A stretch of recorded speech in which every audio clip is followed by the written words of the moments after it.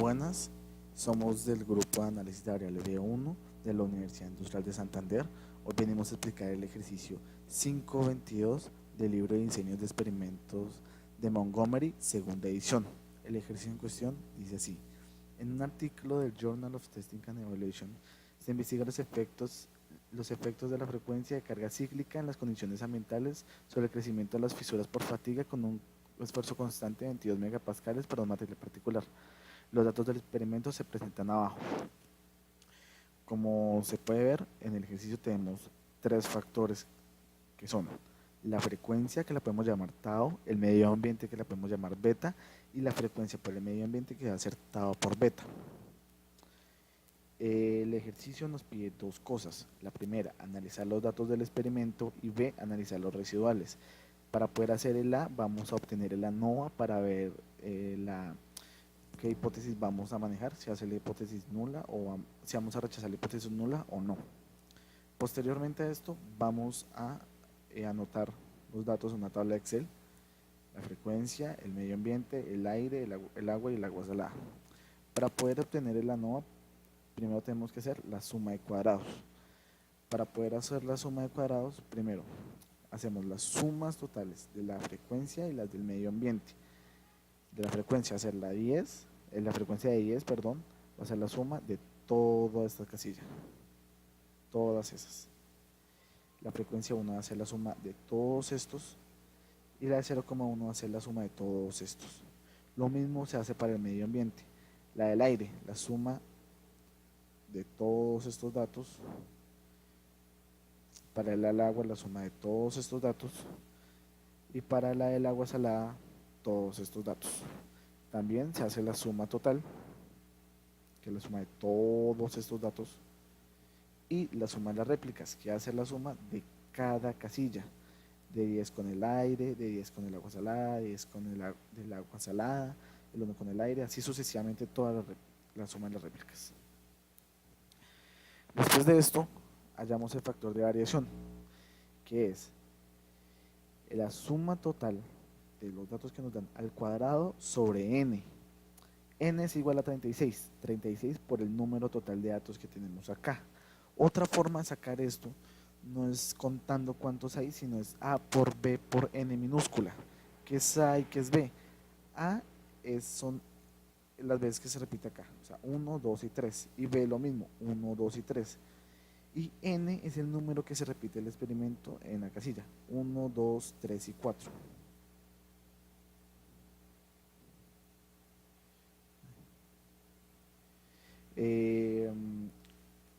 Posterior a esto, se hace la multiplicación.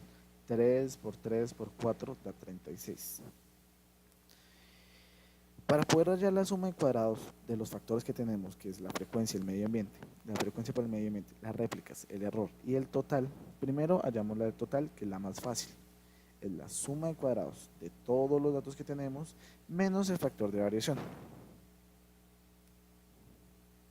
Después seguimos con la frecuencia, que es un doceavo de la suma de cuadrados de las sumas de la frecuencia, menos el factor de variación. ¿Por qué un doceavo? Porque la fórmula dice que es 1 sobre b por n minúscula, o sea, 1 sobre 3 por 4. Lo mismo para el medio ambiente, un doceavo porque es a por n, 1 sobre a por n, de la suma de cuadrados de los datos que tenemos acá. Después de esto vamos a hallar las réplicas. Las réplicas va a ser 1 sobre n de la suma de cuadrados de la suma de las réplicas, las que ya habíamos hallado acá, menos el factor de variación. Después de esto podemos hallar la frecuencia por el medio ambiente, que va a ser la réplica, la suma de cuadrados de la réplica, menos la de la frecuencia, menos la del medio ambiente.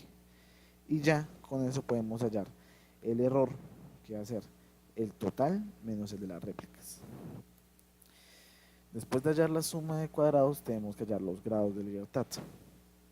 Empezamos por las del total. Las del total va a ser n mayúscula menos 1, o sea, 36 menos 1, 35. La de la frecuencia va a ser b menos 1, 2. La del medio ambiente va a ser a menos 1, 2. la frecuencia por el medio ambiente va a ser la multiplicación de estos dos grados de libertad, o sea, 2 por 2 igual a 4, y la del error va a ser el total menos estos, o sea, 27. Las réplicas no tienen grados de libertad y por lo tanto no va a tener promedio de suma de cuadrados. Posteriormente a los grados de libertad hallamos el promedio de las sumas de cuadrados, que va a ser la suma de cuadrados dividido en su grado de libertad. Es decir, por ejemplo, de la frecuencia, o sea, la suma de cuadrados de la frecuencia dividido en su grado de libertad. En este caso va a ser 209 dividido en 209,89 dividido en 2. Así con todos los factores que tenemos. Obviamente no podemos hacer réplicas porque no tenemos grado de libertad de las réplicas. Seguidos de esto hacemos el factor de Fisher, que va a ser el promedio de la suma de cuadrados del factor que queremos analizar sobre el del error. Así con todos los factores. La frecuencia sobre el error, el medio ambiente sobre el error y la frecuencia para el medio ambiente sobre el error. Y así hallamos estos datos para cada factor. Para el valor P utilizamos un logaritmo de una función, una función de Excel, que es distribución de Fisher de cola derecha. Acá sale X, grados de libertad y grados de libertad 2. X va a ser el estadístico de Fisher que se halló acá.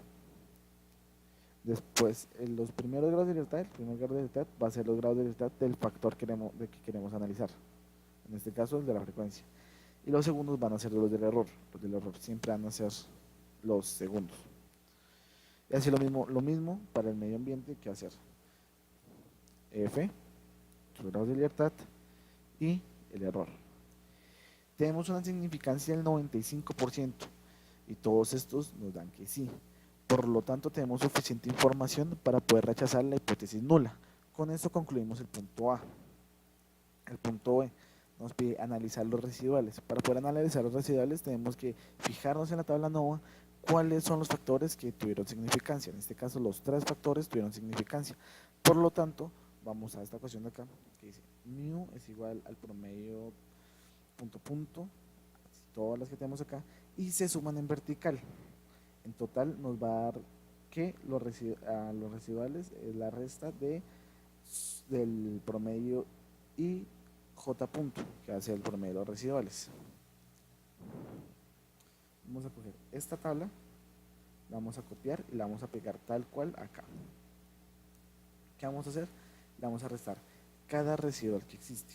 Es decir, si queremos hallar el residual de este dato, vamos a coger el promedio de esta casilla, que lo tenemos acá, menos el promedio de esta casilla.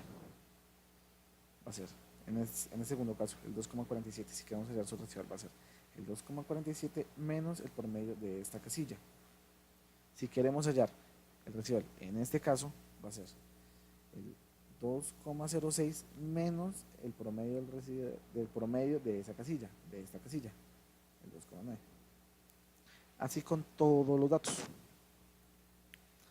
Posterior a esto, hacemos esta tabla de acá. Hacemos J del 1 al 36, que es el número de datos. X sub B van a ser todos estos datos ordenados de menor a mayor. Todos estos datos los pegamos acá.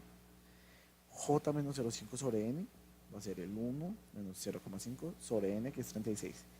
Y acá en ZJ utilizamos otra función de Excel, que es distribución normal estándar inversa de este dato. Con esta tabla podemos hallar el supuesto de normalidad y nos tiene que dar una línea de tendencia, como se ve acá. Con esto podemos comprobar el supuesto de normalidad. Posterior a esto, vamos a hacer esta tabla de acá, que va a servir para hallar los supuestos de variancia constante. Cogemos esta tabla de acá y la volvemos a pegar acá.